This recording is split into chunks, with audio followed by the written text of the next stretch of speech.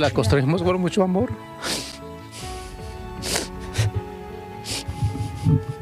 Nos tomó 30 años construirla y todavía estábamos construyéndola.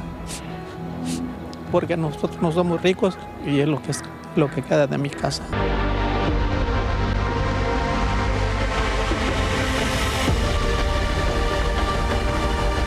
Bueno, como saben, son muchas las víctimas de los incendios en Los Ángeles y en especial en la zona de Altadena. No han podido regresar a sus hogares. Tania Charri acompañó a una de las miles de víctimas para ver si todavía quedaba algo. Vamos con Tania Charri para que nos cuente sobre esta historia muy personal. Adelante. Hola, Tania.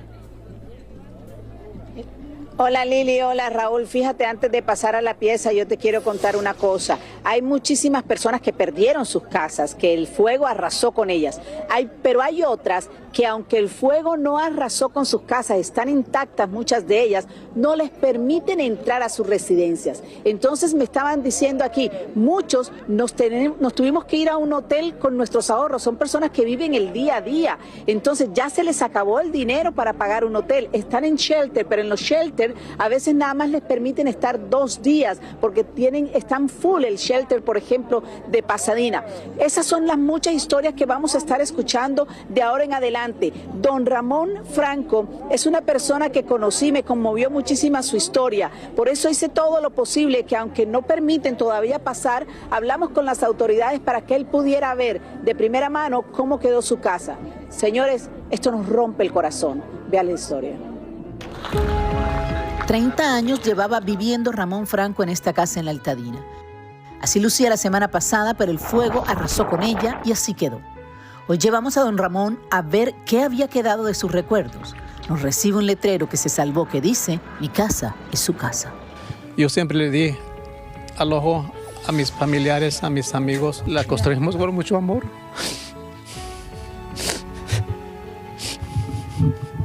Nos tomó 30 años construirla y todavía estábamos construyéndola.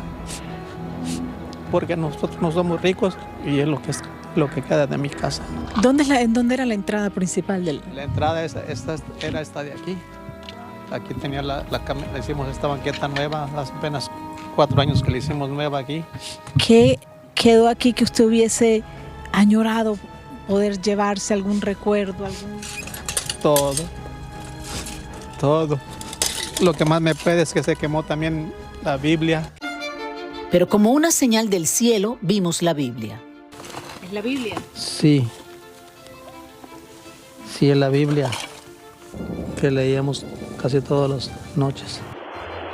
Como a la 1 de la madrugada, su casa ya estaba en llamas y salieron tan rápido que no les dio tiempo de sacar nada. No me llevé a nada porque yo no tenía... Yo tenía la fe que no era más de que simple un susto nada más que nos iba por el humo, nos estaban evacuando. Por los videos de las cámaras de seguridad, don Ramón ha podido ver cómo las llamas arrasaron con su casa. ¿Qué va a hacer ahora?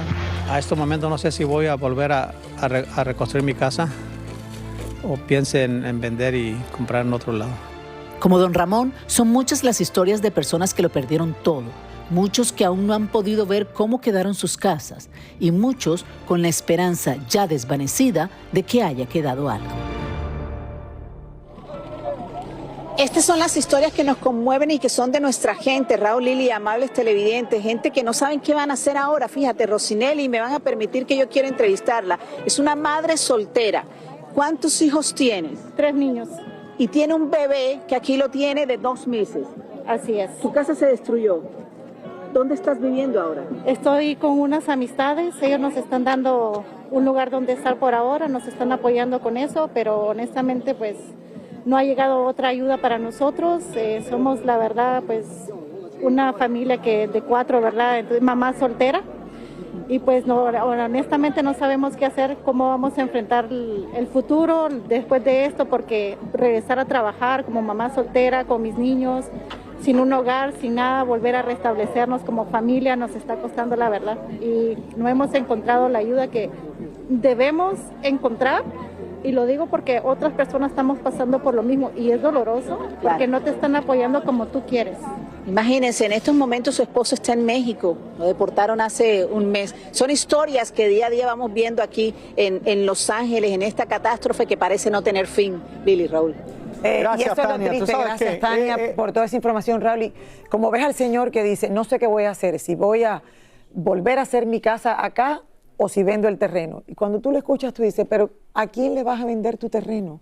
¿Quién va a querer comprar en un lugar que todavía no se sabe cuál va a ser el futuro? No, la gente va a comprar, Lili. Siempre van a ser gente que va a querer comprar, pero es difícil asimilar que en lo que es supuestamente uno de los países más adelantados en el mundo, la segunda ciudad más importante de este país, pase eso y esté completamente destruida, que nadie puede verdaderamente entender cómo estas cosas pueden pasar, Lili. Te voy a decir, la gente va a comprar, pero esta pobre mujer va a tratar de vender también lo que quedó de su casa, Raúl. Tú sabes lo que va a tomar, o sea, qué tiempo puede tomar para que ella de verdad pueda salirse de esa casa de esos amigos y rehacer su vida. Hay gente que ya está en camino de California para comprar la mayoría de los terrenos que puedan comprar y después hacer casas más grandes y venderlas, Lili. Sí, pero estamos hablando de los ricos. Las historias son de los que no pueden, Raúl. Esto es, de verdad, es horrible. Que es difícil de pensar todo lo que está pasando aquí. Bueno, vamos a una pausa. Regresamos en solamente un minuto con más del Gordo y la Flaca.